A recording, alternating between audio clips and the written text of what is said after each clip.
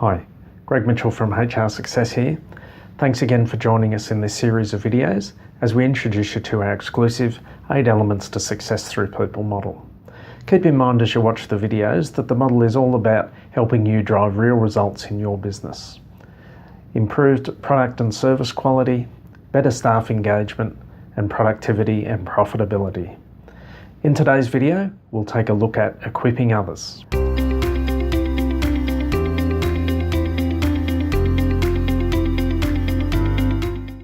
Okay, so let's talk about equipping others. This element is all about making sure that people within your business have the skills, the information, the experience they need to meet the expectations that you have of them. In our experience, for example, many smaller businesses and a few larger ones just don't focus on the area of staff development as much as they should. In some cases, there's almost an attitude of, what if I train them and they leave? Of course, the best answer to this is, well, what if you don't train them and they actually stay? Even in those businesses where staff development does get a bit of attention, it's often used as part of a recognition or reward strategy. Yeah, you've done a good job. You can go off to the conference or off to that course that you've been wanting to do. All too rarely is equipping others regarded as it should be, a key strategy in terms of managing your people to drive real results and success in your business.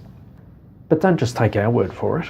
Consider the evidence. A study reported by the Queensland Government, for example, found that well-trained staff can be up to 230% more productive than their non-trained colleagues in the same role. Now think about what that could do for your business.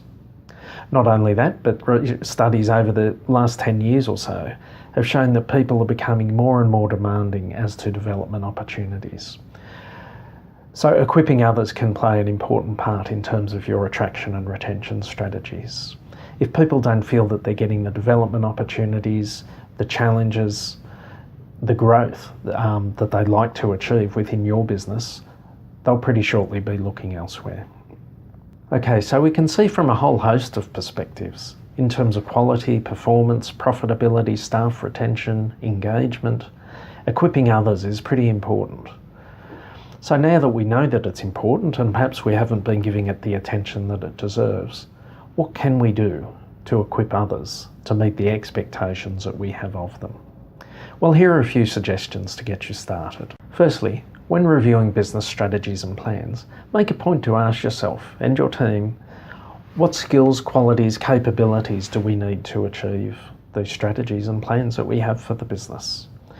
Do those skills and capabilities, those experiences currently reside in the business?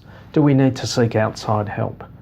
Do we need to start developing the staff within the business in order to achieve those expectations?